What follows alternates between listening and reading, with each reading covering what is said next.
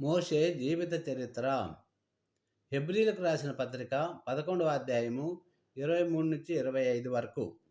మోషే పుట్టినప్పుడు అతని తల్లిదండ్రులు ఆ శిశువు సుందరుడైండుట చూచి విశ్వాసమును బట్టి రారాజ్ఞకు భయపడక 3 మాసములు అతని దాచిపెట్టిరి.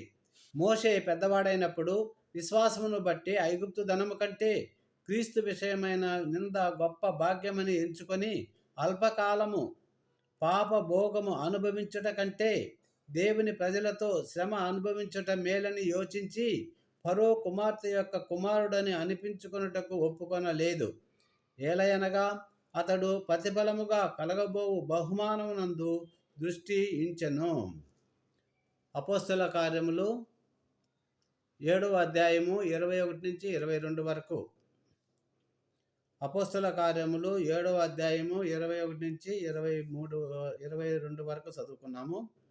ఆ కాలమందు మోషే పుట్టెను. అతడు దివ్యసుందరుడై తన తండ్రి ఇంట 3 నెలలు పెంచబడెను.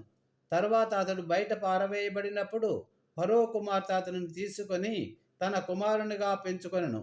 మోషే ఐగుప్తుల సకల విద్యలను అభ్యసించి మాటల యందును కార్యముల యందును ప్రవీణుడై ఉండెను.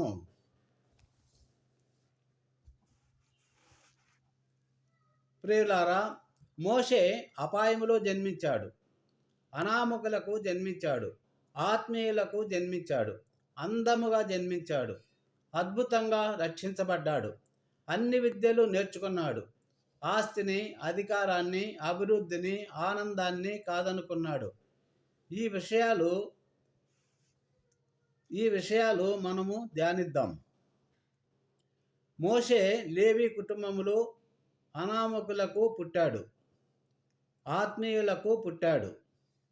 మోషే తల్లి యోకేబేద్, తండ్రి అమ్రామ్. వీరు బహు ఆత్మీయులు. అపాయములో పుట్టాడు. మోషే జన్మించిన కాలములో పుట్టిన ప్రతి మగ శిశువును చంపేయాలని ఫరో ఆజ్ఞ ఇచ్చి ఉన్నాడు.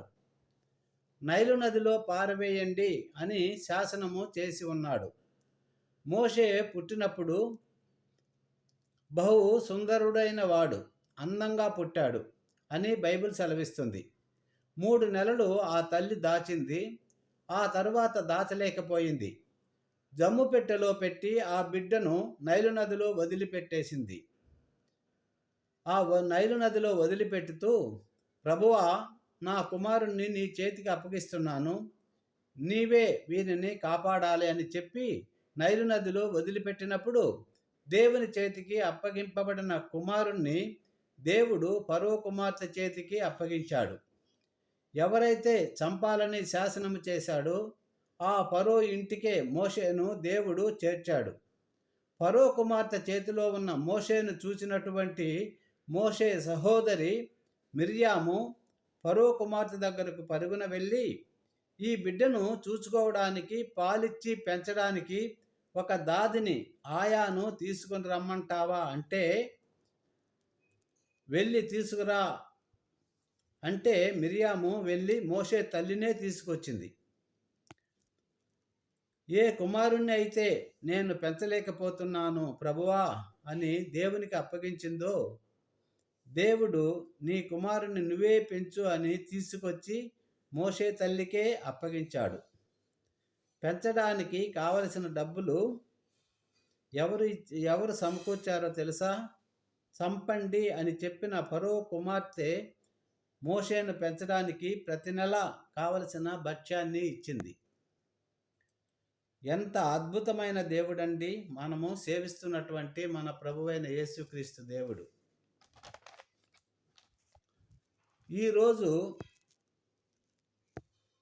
ఈరోజు మన మధ్య ఎవరైనా ఉన్నారా? పరిస్థితులు చేజారిపోతున్నాయి.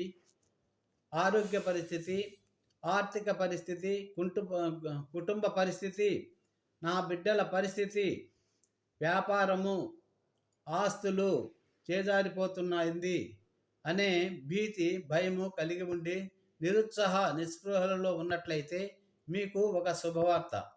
నీవు ఈరోజు ఏమైతే కోల్పోతున్నావో వాటిని నా ప్రభు చేతిలో పెట్టు. ఆ ప్రభువు దానిని దీవించి మరలా నీ చేతికి అప్పగిస్తాడు. మోషే తల్లి మోషేను దేవుని చేతిలో పెట్టినప్పుడు దేవుడు తిరిగి ఆమెకే అప్పగించాడు. ఆమె ఏమి చేసిందో తెలుసా? మోషేను ఒడిలో పెట్టుకొని ఆత్మీయ పాఠాలను నేర్పించింది. దేవుడు మోషేను ఏ విధంగా రక్షించాడో నేర్పించింది. తన ప్రజలైన ఇజ్రాయేలీలను ఏ విధంగా రక్షిస్తాడో బోధించింది. తన ప్రజలు ఐగుప్తు దేశానికి ఎందుకు రావాల్సి వచ్చిందో తెలియజేసింది. ఎందుకని వారు అక్కడ బానిసలుగా ఉండాల్సి వచ్చిందో తెలియజేసింది. నాయనా, దేవుడు నిన్ను రక్షించడానికి కారణము ఏమిటో తెలుసా? ఏదో ఒక రోజు నీవు ఇజ్రాయేల్ ప్రజలకు రక్షకుడు కాబోతున్నావు. కావాలి అని నిన్ను దేవుడు రక్షించాడు నాయనా. ఇలాంటి ఆత్మీయ పాఠాలు తన ఒడిలో పెట్టుకొని నేర్పించింది. సహోదరులారా, గర్భఫలము యెహోవా అనుగ్రహించు బహుమానం. కానీ ఆ బిడ్డను ఏ విధంగా పెంచి పెద్ద చేస్తావో అది నీవు దేవునికి ఇచ్చేటటువంటి బహుమానం. ఈరోజు దేవుడు నీకిచ్చిన పిల్లలు ఆయన ఇచ్చిన బహుమానం. వారిని ఎలా తయారు చేస్తావు? వారిని ఏ విధంగా సిద్ధపరుస్తావు? వారిని ఏ విధంగా ఆరోగ్యంగా, ఆత్మీయంగా, ఆశీర్వాదంగా, ఇతరులకు ఆదర్శప్రాయంగా బిడ్డలను పెద్ద చేశావు? అప్పుడు నీ బిడ్డలను బహుమానంగా ఇస్తున్నావు.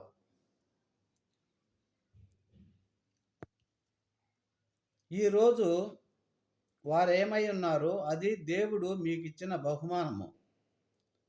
వారు భవిష్యత్తులో ఏమి కాబోతున్నారో అది నీవు దేవునికి ఇచ్చేటటువంటి బహుమానం. అడుగుతున్నాను, ఈరోజు మీ బిడ్డలను ఏ స్థితిలో దేవునికి బహుమానంగా ఇవ్వబోతున్నారు?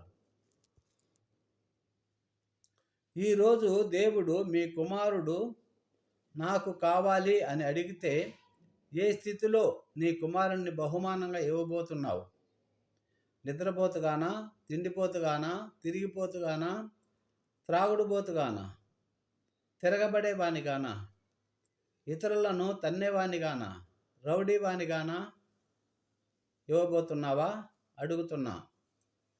నీ కూతుర్నే ఈరోజే ఒకవేళ దేవుడు అడిగితే నాకు బహుమానంగా ఇవ్వాల్సి వస్తే ఎలా పెంచావు నీ కూతుర్ని? సోమరిపోతుగానా, తిండిపోతుగానా, నిద్రపోతుగానా ఎలా పెంచావు?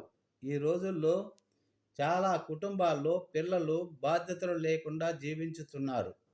కారణం ఏమంటే తల్లి బాధ్యత లేకుండా పెరిగి పిల్లలను అలాగే పెంచుతుంది.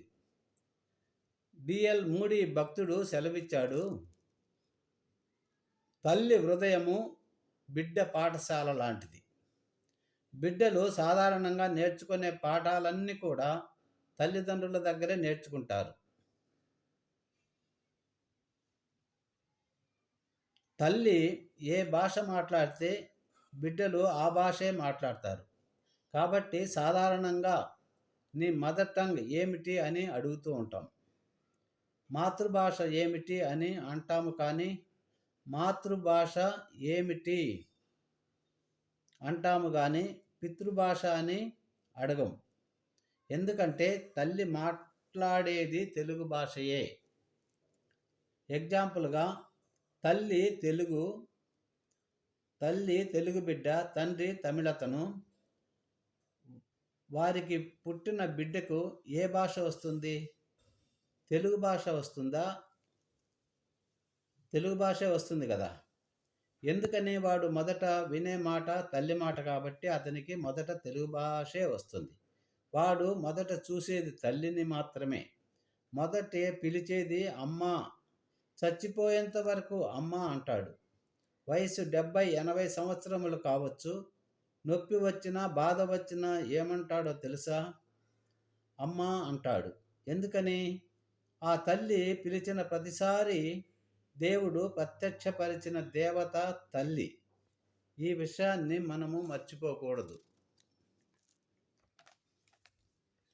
కాబట్టి ప్రియ సహోదరులారా, మీ బిడ్డలను చిన్నప్పటి నుండి విశ్వాసములో పెంచండి.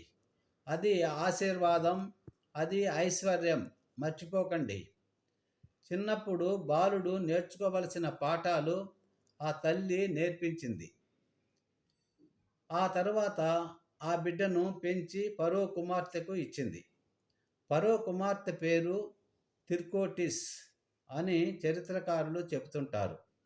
ఈ చరిత్రను అంతటిని కూడా వ్రాసినటువంటి జోసఫస్ అనే భక్తుడు చరిత్ర పుటములోనికి వెళ్ళి ఆమె పేరు ఏమిటో కనుక్కున్నాడు. తిర్కోటస్, ఫరో కుమార్తె అయిన తిర్కోటస్ దగ్గర మోషే 40 సంవత్సరములు పెరిగాడు. అదే జోసఫ్ చెప్పింది ఏమిటంటే, ఫరోకు కుమారులు లేరు, ఫరో కుమార్తెకు పిల్లలు లేరు. అటువంటి సమయంలో వారికి పిల్లవాడు దొరికేసరికి ఆ ఆనందానికి అవధులు లేకుండా పోయినాయి.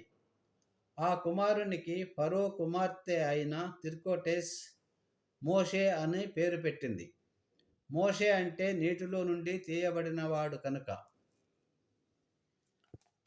ఆ మోషేను రాజకుమారునిగా పెంచింది. రాజకుమారునిగా ఆ రాజ్యంలో ఉన్న విలువైన విద్యలన్నిటినీ నేర్పించింది. సకల విద్యలన్నిటినీ నేర్పించింది. మోషే ఫరో మనమడుగా పెరిగాడు. మోషే ఫరో కుమార్తె కొడుకుగా పెరిగాడు. ఒకసారి మోషేను ఆలోచన చేస్తే టీనేజ్లో ఫరో మనవడుగా, ఫరో కుమారునిగా పెరిగాడు. టీనేజ్లో ఉన్న అబ్బాయిలు, అమ్మాయిలు ఒకసారిని ఆలోచించండి. 15 సంవత్సరములు దాటిన అబ్బాయిలు తల్లి మాట, తండ్రుల మాట వింటున్నారా? 5 సంవత్సరముల పిల్లలే మాట వినటం లేదు, లోబడడం లేదు, తిరుగుబాటు చేస్తున్నారు, ఇష్టం వచ్చినట్లు ప్రవర్తించుచున్నారు. ఈ విధంగా ప్రవర్తించడానికి తల్లిదండ్రుల పెంపకములో ఎక్కడో లోటు ఉన్నది. వారు ఏం చేస్తారు? అదే చేసే ప్రయత్నము చేస్తారు. భక్తుడైన పౌలు తిమోతికి ఈ మాట అంటున్నాడు. తిమోతి, ఎంత గొప్ప విశ్వాసమయ్యా నీది! అసలు నీ విశ్వాసమును గూర్చి, నీ ఆత్మీయతను గూర్చి, కన్నీళ్లతో చేసే ప్రార్థన గూర్చి నేను తలుచుకున్నప్పుడు ఎంత సంతోషిస్తానో తెలుసా తిమోతి? నిష్కల్మషమైనటువంటి వాడివి, నిష్కపటమైన విశ్వాసివి. మీ ప్రార్థన, నీ కన్నీళ్లు నా మదిలో మెదిలినప్పుడు నాకు ఎవరు జ్ఞాపకం వస్తారో తెలుసా తిమోతి అంటూ తిమోతికి అంత ఆత్మీయత ఎక్కడి నుండి వచ్చింది? తిమోతికి పౌలు ఎందుకింత ఆత్మీయ కుమారుడు అయ్యాడు? పౌలు చనిపోయే ముందు ఆఖరి ఉత్తరము తిమోతికే వ్రాశాడు.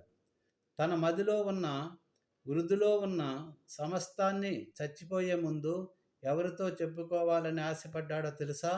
తిమోతికే చెప్పాలని అనుకున్నాడు. తన గుండెల్లో దేవునికి సంపూర్ణ స్థానం ఉంది. అలాగే బహుగా ప్రేమించే తిమోతికి కూడా ఆయన తన హృదయములో చోటిచ్చాడు.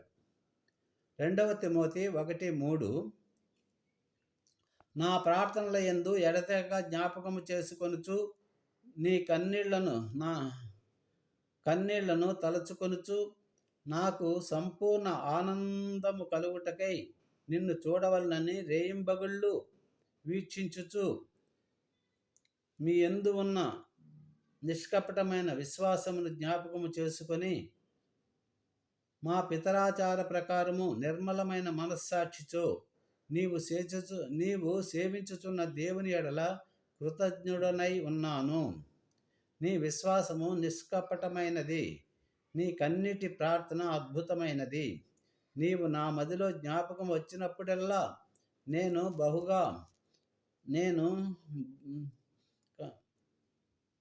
బహుగా ఆనందించుచున్నాను.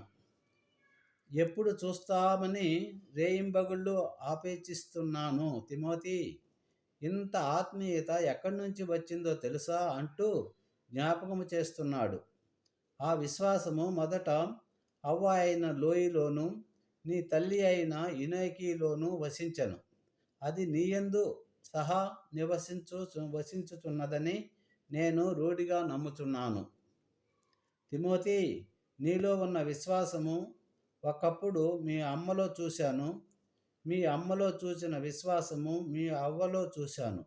ఇప్పుడు అది నీలో చూస్తున్నాను. తల్లిదండ్రులు చెబుతున్న మీలో ఉన్న విశ్వాసమే మీ బిడ్డలకు వస్తుంది. మీలో ఉన్న ఆత్మీయత, మంచి నడవడిక మీ బిడ్డలలో కనిపిస్తుంది. ఈ విషయము మర్చిపోవద్దని మరొకసారి మీకు గుర్తు చేస్తున్నాను. మీరు ఒకవేళ దేవునికి బహుమానంగా ఇవ్వవలసి వస్తే ఏ విధంగా ఇస్తావు? ఆనాడు మోషే తల్లి మోషేను ఫరో కుమార్తెకు ఇచ్చేటప్పుడు ఒక ఆత్మీయ విలువలతో పెంచి ఫరో కుమార్తె చేతిలో పెట్టింది. ఆత్మీయ విశ్వాసములతో పెంచబడ్డాడు. కాబట్టే యవ్వనములో రాజభవనములో పెరుగుతున్నప్పటికీ కూడా సమయమును పాడు చేసుకోలేదు. యవ్వనాన్ని పాడు చేసుకోలేదు. ఐగుప్తులో ఉన్న సకల విద్యలు నేర్చుకున్నాడు. Knowledge is power. జ్ఞానము బహు శక్తి కలిగి ఉంది. పిల్లలు, మీరు ఏమి నేర్చుకోవాలో అది నేర్చుకోండి. అలాగే పెద్దలు, మీరు మీ పిల్లలకు ఏమి నేర్పించగలరో అది నేర్పించుట కొరకు ప్రయత్నము చేయండి. సమయాన్ని పాడు చేసుకోకండి. ఎందుకంటే మీరు నేర్చుకునే విద్యలే మీ జీవితాలకు అండగా నిలబడతాయి. విలువలతో కూడిన విద్యలు, వివేకముతో కూడిన జ్ఞానము నిన్ను ఉన్నత స్థితికి తీసుకువెళుతుంది. నీవు ఏదైతే నేర్చుకున్నావో, ఏదైతే కలిగి ఉన్నావో వాటిని దేవుడు తన సేవకు వాడుకుంటాడు. ఎగ్జాంపుల్గా జాన్ వెస్లీ అనే భక్తుడు తన చిరుప్రాయములోనే, చదువుకుంటున్న సమయంలోనే వివిధ భాషలు 14 భాషలు నేర్చుకున్నాడు. అనేక ప్రాంతాలకు వెళ్ళి వారి భాషల్లోనే లక్షలాది మందికి సువార్తను ప్రకటించినాడు. నీవు ఏదైతే నేర్చుకొని కలిగి ఉన్నావో దాని ద్వారా దేవుడు నిన్ను బహుగా ఉపయోగించుకుంటాడు. ఎగ్జాంపుల్, ఒక సుంకరి పన్నులు వసూలు చేసేవాడు ఒక చోట కూర్చొని పుస్తకాల్లో తన చేతిలో ఉన్న పెన్నుతో వ్రాస్తూ ఉండేవాడు. అదే ప్రాంతానికి యేసయ్య ఆ చోటికి వచ్చి అతన్ని చూచి, నన్ను వెంబడించు అన్నాడు. అప్పుడు ఆ వ్యక్తి తన్ను కలిగి ఉన్న ఉద్యోగాన్ని విడిచిపెట్టాడు. తను కలిగి ఉన్న ఆ వ్యాపకాన్ని వదిలిపెట్టి తన పద్దులు వ్రాస్తున్నటువంటి ఆ పెన్నుతో అలాగే లేచి చేతిలో పట్టుకొని యేసయ్యతో వెళ్ళిపోయినాడు. బైబిల్ పండితులు అంటున్నారు, అదే పెన్నును దేవుడు ఉపయోగించి లేవి అనే మత్తయి చేత మత్తయి సువార్త వ్రాయించాడు అని బైబిల్ పండితులు అంటుంటున్నారు. మత్తయి సువార్త వ్రాసినది ఈ మత్తయ్యే. ఇతను యేసుప్రభు శిష్యులలో ఒకడు. నీకు ఏ ఫీల్డ్లో అనుభవం కలిగి ఉంటావో ఆ ఫీల్డ్లో దేవుడు నిన్ను వాడుకుంటాడు. ఎగ్జాంపుల్, ఒక అతనికి కారు పాడైపోయింది. ఆ వ్యక్తి ఆ కారును అనేక మంది మెకానికుల దగ్గరకు తీసుకువెళ్ళాడు. ఎవ్వరూ కూడా ఆ కారును బాగు చేయలేకపోయారు. చివరకు ఈ మెకానిక్ దగ్గరకు వచ్చి, అయ్యా నా కారును బాగు చెయ్యి అన్నప్పుడు ఈ మెకానిక్ అంతా పరిశీలన చేసి సుత్తితో ఒక దెబ్బ కొట్టినాడు. అంతే, కారు స్టార్ట్ అయిపోయినది. అప్పుడు ఆ కారు యజమాని, అయ్యా ఛార్జ్ ఎంత అని అడిగినప్పుడు ఆ మెకానిక్ అంటున్నాడు 1000 రూపాయలు అన్నాడు. అప్పుడు ఆ కారు యజమాని, ఒక్క చిన్న దెబ్బకే 1000 రూపాయలా అన్నాడు. అవును, దెబ్బకు 10 రూపాయలే, కానీ ఎక్కడ కొట్టాలో అక్కడ కొట్టడానికి 20 సంవత్సరములు నేర్చుకున్నటువంటి ఈ జ్ఞానానికి 990 రూపాయలు ఇవ్వాలి అని ఆ కారు యజమానికి చెప్పాడు. ప్రియులారా, జనము జ్ఞానము జ్ఞానము ఇతరుల కంటే ఉన్నత స్థానానికి నిన్ను తీసుకెళ్తుంది. నీవు కలిగి ఉన్నటువంటి జ్ఞానము అందరికంటే ఉన్నత స్థానానికి నిన్ను తీసుకెళ్తుంది, నిన్ను హెచ్చిస్తుంది, ఘనపరుస్తుంది. మీరు ఏది చేసినా మీరే మొదటగా చేసేవారుగా ఉండండి. ఒకవేళ మీరు మొదటగా ప్రారంభించలేకపోవచ్చు. మీరు ఏది చేసినా ఇతరుల కంటే బెస్ట్గా చేయండి. కొన్నిసార్లు బెస్ట్గా చేయకపోవచ్చు. మీరు ఏది చేసినా ఇతరుల కంటే డిఫరెంట్గా చేయండి. అందుకే నువ్వు ఏది చేస్తావో కష్టించి మనస్ఫూర్తిగా చెయ్యి. అందుకే ప్రసంగిలో నీ చేతికి ఇవ్వబడిన పనిని శక్తి వంచన లేకుండా చెయ్యి, దేవుడు దానిని బహుగా దీవిస్తాడు. మోషే సకల విద్యలను ఇతరులకు భిన్నంగా నేర్చుకుంటున్నప్పుడు మోషే పెంపుడు తల్లి అయిన ఫరో కుమార్తె ఎంత సంతోషించి ఆనందించుంటుందో కదా. అలా ఆనందిస్తూ సంతోషిస్తూ మోషేలో రాజును ఊహించుకుంటూ ఉన్నది. ఒకరోజు ఈ నా కుమారుడు ఈ దేశాన్ని పరిపాలిస్తాడు, ఈ దేశంలో నా పేరు నిలబెడతాడు అని ఊహించుకుంటూ ఉంది. మోషేకు 40 సంవత్సరములు వచ్చినాయి. అలా 40 సంవత్సరములు వచ్చినప్పుడు మోషే హృదయంలో ఆలోచనలు మారుతున్నాయి, మనసులో తలంపులు మారుతున్నాయి. తల్లి నేర్పించిన పాఠాలు, నాయన నీ ప్రజలు బానిసలుగా మగ్గిపోతున్నారు, నీ ప్రజలు సృష్టికర్తని ఆరాధించేవారు, మన దేవుడు ఈ సర్వ సృష్టిని సృష్టించినవాడు, ఆ సృష్టికర్త ప్రజలైన నీ బంధువులు బానిసలుగా మగ్గిపోతున్నారు. నీవు ఫరో ఇంటికి వెళుతున్నావంటే నీవు ఏదో రాజువు కావడానికి కాదు నాయన, దేవుని యొక్క చిత్తము చేయటానికి. ఏనాటికైనా నీవు దేవుని చిత్తము చేయాలి, ఏనాటికైనా నీవు దేవుని చేతిలో పడి ఉపయోగపడాలి. నీవు ఏనాటికైనా బానిసలుగా ఉన్నటువంటి ఇజ్రాయేలీయులను విడిపించేటటువంటి సాధనంగా ఉపయోగపడాలి. ఫరో తల్లి ఏ మాటలు చెప్పిందో, ఏమి నూరిపోసిందో తెలియదు, కానీ 40 సంవత్సరములు వచ్చేసరికి మోషే ఒక నిర్ణయం తీసుకున్నాడు. నేను ఈ రాజునగరంలో నుండి వెళ్ళిపోతున్నాను అని తన తల్లికి చెప్పేశాడు. ఆమె అంది, ఎక్కడికి వెళ్తున్నావు? నా ప్రజల దగ్గరికి. ఎవరు నీ ప్రజలు? ఇక్కడ బానిసలుగా మగ్గుతున్నటువంటి వారే నా ప్రజలు అని అన్నాడు. మోషే తల్లి అయిన తిర్కోటేస్, ఏం మాట్లాడుతున్నావు బాబు? నేను నీ మీద కలలు కని నీవు నా కొడుకువి కాకపోయినప్పటికీ నేను నిన్ను పెంచుకున్నాను, నీ మీద ఎన్నో ఆశలు పెంచుకున్నాను. వెళ్ళిపోతుంటావేమిటి అన్నప్పుడు మోషే, నీవు నన్ను పెంచుకున్నందులకు కృతజ్ఞతలు తెలుపుకుంటున్నాను, కానీ నా మనసంతా కూడా దేవుని మీదే కేంద్రీకృతమైనది.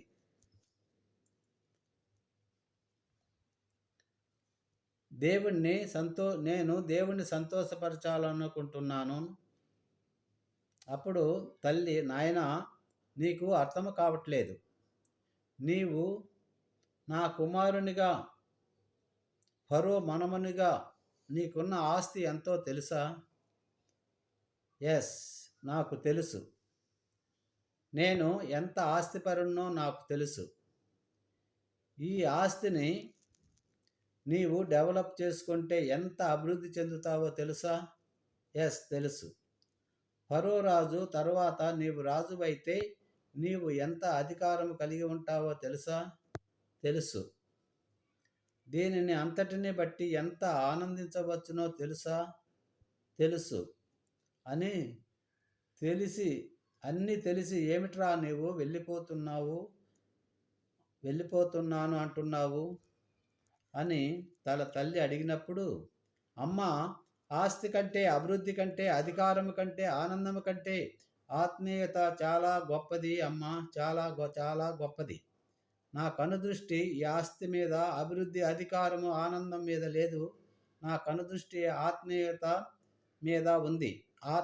ఆత్మదేవుని మీద ఉంది. అతని చిత్తము చేయాలని ఉంది అని చెప్పి ఆ రాజనగరంలో నుండి, ఆ రాజభవనంలో నుండి బయటకు వచ్చేశాడు.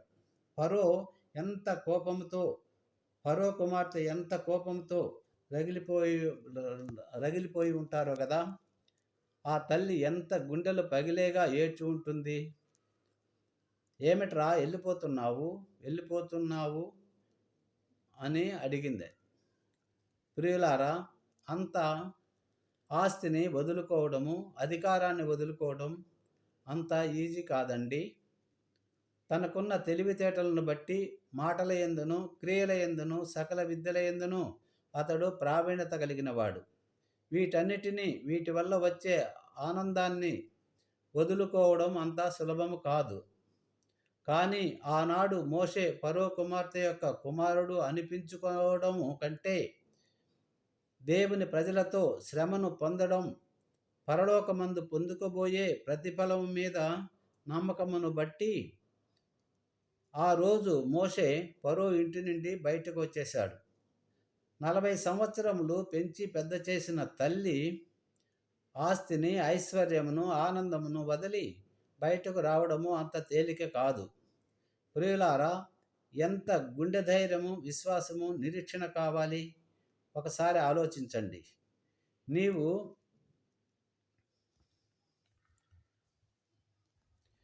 నమ్మిన దేవుడు నిన్ను వమ్ము చేసేవాడు కాదండి.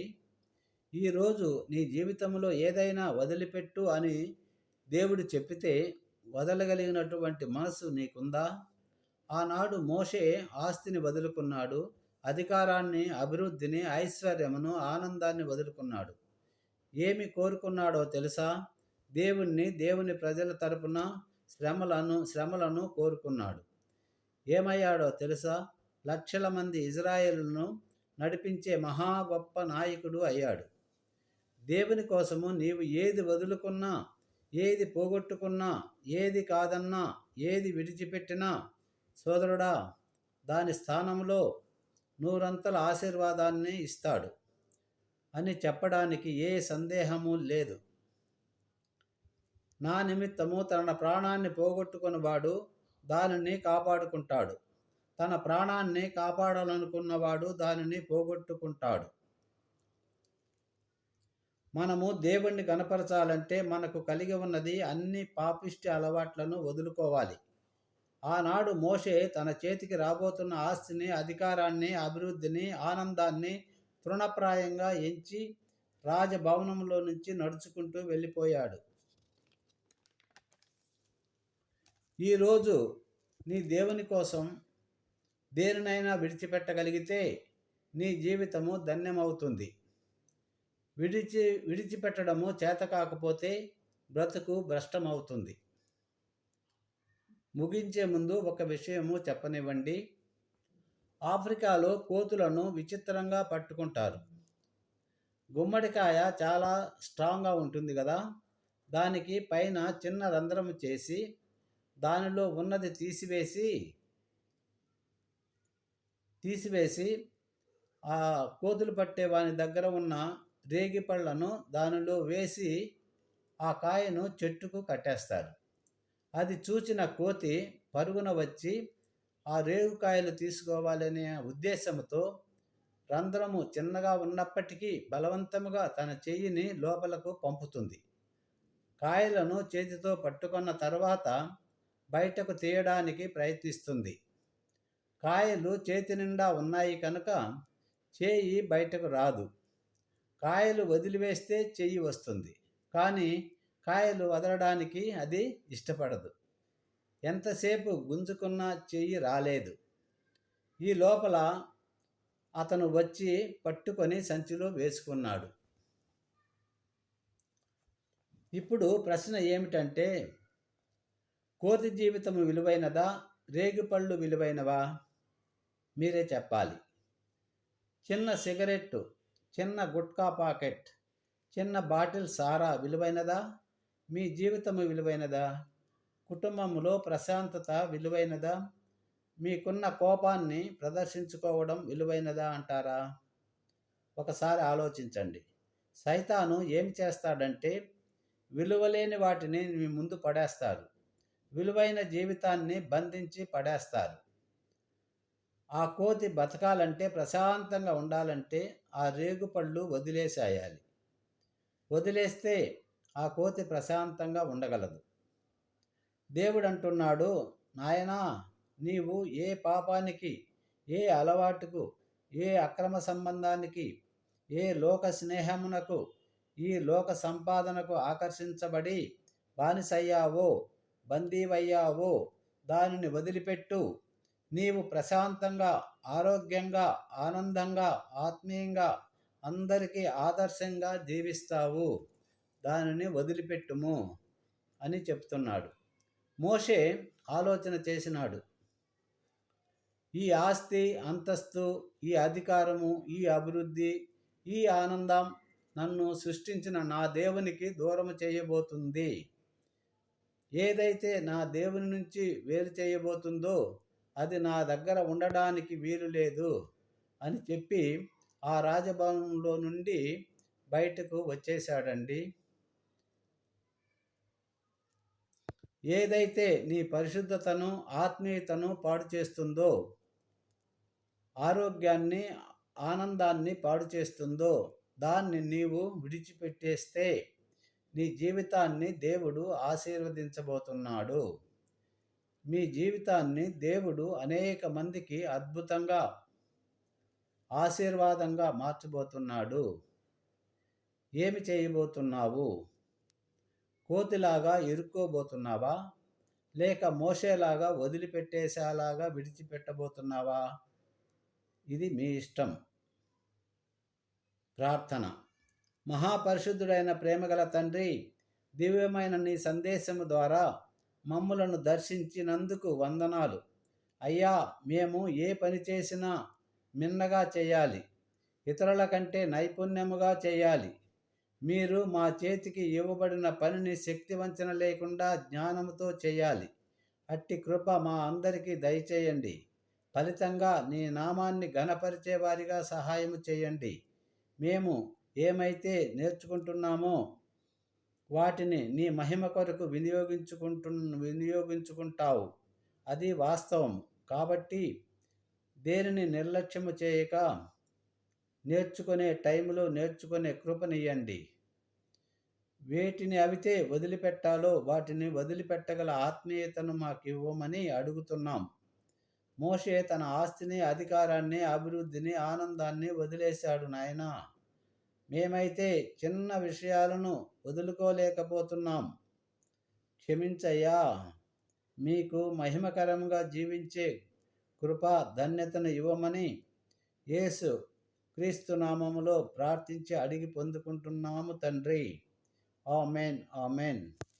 Thank you Jesus. God bless you.